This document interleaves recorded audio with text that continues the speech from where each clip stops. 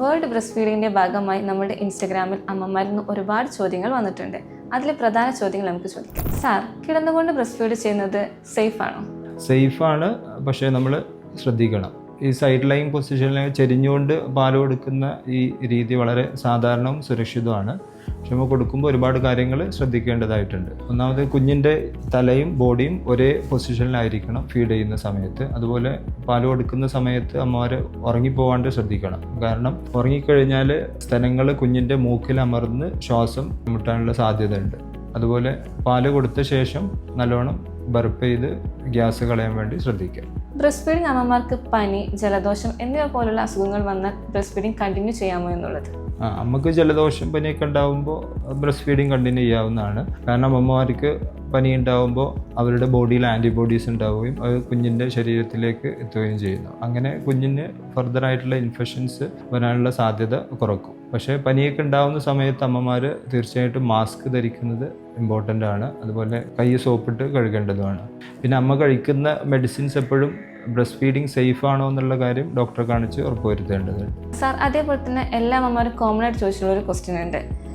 Breast pump ചെയ്ത് വെച്ച പാല് കുഞ്ഞിന് കൊടുക്കുന്നതുകൊണ്ട് എന്തെങ്കിലും കുഴപ്പമുണ്ടോ എന്നുള്ളത്?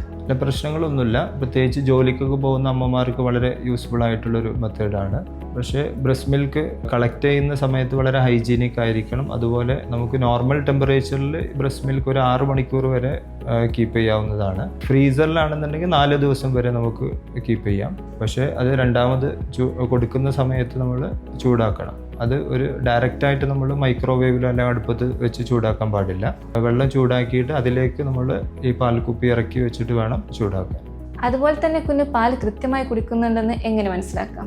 പ്രോപ്പർ ലാച്ചിങ് എങ്ങനെയാണെന്നുള്ളത്, കുഞ്ഞ് പാല് കുടിക്കുന്ന സമയത്ത് കുഞ്ഞുങ്ങളുടെ മൗത്ത് നല്ല വൈഡായിട്ട് ഓപ്പൺ ആയിരിക്കണം. അതുപോലെ നിപ്പിളും അതിന് ചുറ്റുമുള്ള ബ്ലാക്ക് ഏരിയോള പോർഷനും കൂടി കംപ്ലീറ്റ് കുഞ്ഞിൻ്റെ വായിലായിരിക്കണം. അതുപോലെ കുഞ്ഞ് പാല് ഇറക്കുന്ന ആ ഒരു സൗണ്ട് നമുക്ക് കേൾക്കാൻ പറ്റും. അതുപോലെ കുഞ്ഞിന് കൃത്യമായിട്ട് പാല് കിട്ടുന്നുണ്ടോ എന്നുള്ളത് നമുക്കൊരു 6 മണിക്കൂറൊക്കെ കൂടുന്ന സമയത്ത് കുഞ്ഞ് മൂത്രമൊഴിക്കണം. അതുപോലെ കുഞ്ഞിന് വെയിറ്റ് കൂടുന്നൊക്കെ ഉണ്ടെന്നുണ്ടെങ്കിൽ കൃത്യമായിട്ട് പാല് കിട്ടുന്നുണ്ട് നമുക്ക് മനസ്സിലാക്കാം. ബ്രസ്റ്റ് ഫീഡിംഗ് എന്നുള്ള ശരിക്കും ഒരു മദറിൻ്റെ മാത്രം ചുമതലയല്ല. നമ്മൾ ബാക്കി ഹോസ്പിറ്റൽ നഴ്സസ്, ബാക്കി വർക്കേഴ്സ്, വീട്ടിലുള്ള പാരൻസ്, ഒരു സൊസൈറ്റീൻ്റെ കൂടി ഒരു ഉത്തരവാദിത്തമാണ് ഒരു മദറിൻ്റെ ബ്രസ്റ്റ് ഫീഡിങ് സക്സസ്ഫുൾ ആവുക എന്നുള്ളത്.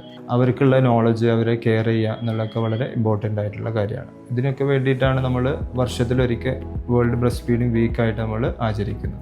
Okay sir, thank you.